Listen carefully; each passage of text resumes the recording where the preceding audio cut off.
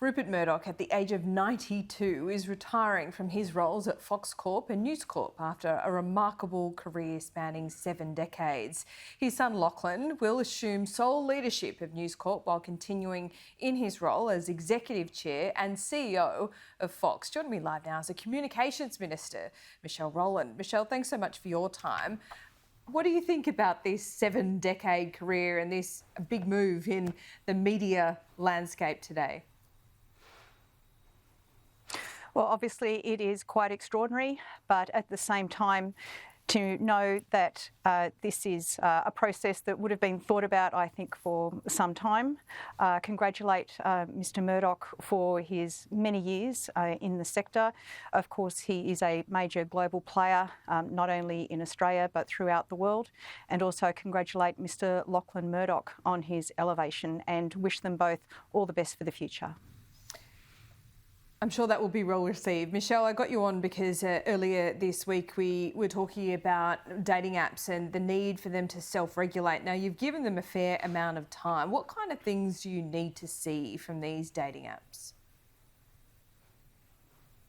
I think firstly, understanding the fact, Laura, that dating apps and online dating services are actually now mainstream. They're the most popular way for people to form new relationships in Australia. But at the same time, it is deeply concerning that we have had research that shows some 3 in 4 people who are using these apps actually experience some form of technology-facilitated violence, and some of that can be quite extreme. All of it is, of course, unacceptable. But when we brought the industry and experts, law enforcement agencies and other stakeholders together in January, it was actually the first time at an Australian level that this had been done. And it was important to understand the roles of the different players and precisely what those apps were doing to keep Australians safe.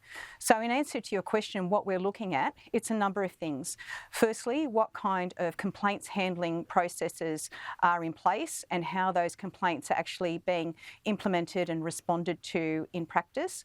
What are the safety features that are inherent in the design of these apps and online platforms? How easily accessible they are, how affordable they are, and what is the interface between those services and law enforcement agencies? Because one of the things we've found over a number of months engaging with these providers is that there is inconsistency across the different platforms and different apps. We want to lift the standard overall for safety for Australian users. So there's some of the items we expect will be included, but also we have requested the E-Safety Commissioner to be involved in the oversight, but also in the formulation of this code. The expertise there will be vital, and what we want to see is that lift, but ultimately it's about keeping Australian consumers safe. What about the misinformation bill? There's a lot of concern around the architecture of this. Are you willing to make any changes here? Well, one of the reasons why we issued an exposure draft in the first place, Laura, was to elicit views on this new area of law. It is an area in which some 70% of Australians are concerned about the spread of misinformation and the severe harms that can be caused by that. So what we have been doing is engaging constructively with the number of people who've made very considered submissions. We are now engaging with those stakeholders to look at different drafting options, at ways in which this can be finalised. But ultimately, I'll say 2 things. Firstly, the whole point of putting this out for exposure draft was to elicit views, and I'm very grateful for some of the very considered submissions that have come in and their willingness to be engaged in this process. But secondly, doing nothing is not an option, and it is very clear from the submissions that have been received, the overwhelming number of submissions, that we can't do nothing. Government has a role to play here. And as I said from the outset when I announced this in January and came on your good show at that time, we do need to get the balance right. And that is why we are going forward in a mature and methodical manner.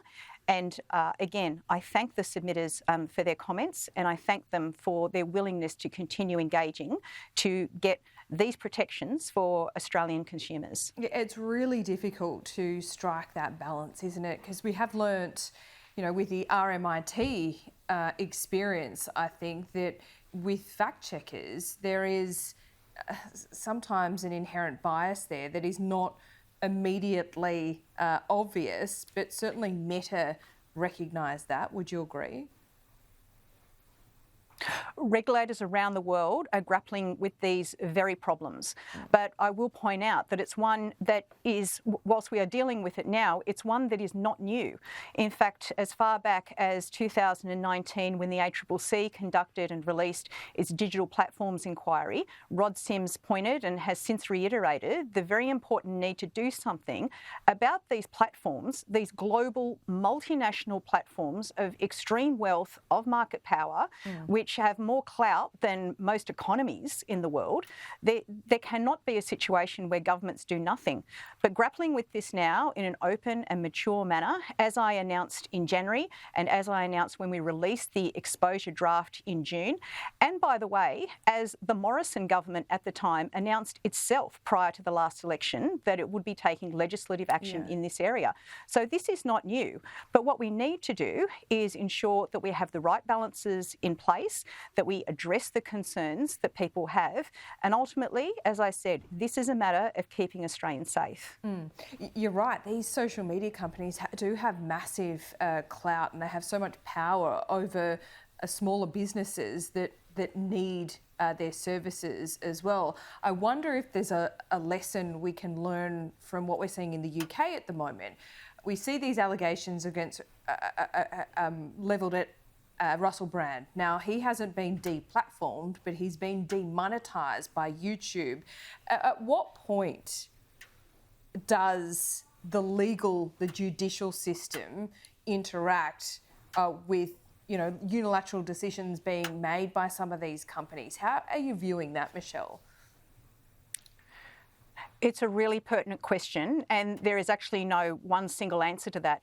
I won't make any comments specifically on Russell Brand, but what I will point out is that there are a lot of Australians who query why they have been, for example, deplatformed, or they have been treated in a different way by the platforms. Now, Laura, currently we have a voluntary code of practice in place that Digi, the industry group, has committed its members to, and that sets out a number of terms in which their systems and processes will look for specific content. And again, let me make it clear, it is not the government that actually does anything in terms of this content. It is these platforms that are deciding what to do with their content, how they moderate it, how they remove it, every second, every minute, every hour, every day. That is what these platforms are doing, making decisions on their own. But I do have a number of people, and this has been raised by some submitters, there is very little transparency in how those platforms are performing those checks, balances and moderation of their own content. And this goes to precisely what we are aiming to achieve through this bill. It will look under the hood of the digital platforms for the first time and seek very definite, very definitive transparency reports about how they are adhering to their own policies. So I guess in summary, the platforms already have policies about how they deal with this, but there is no clear oversight and no repercussions for their failure to deal with it.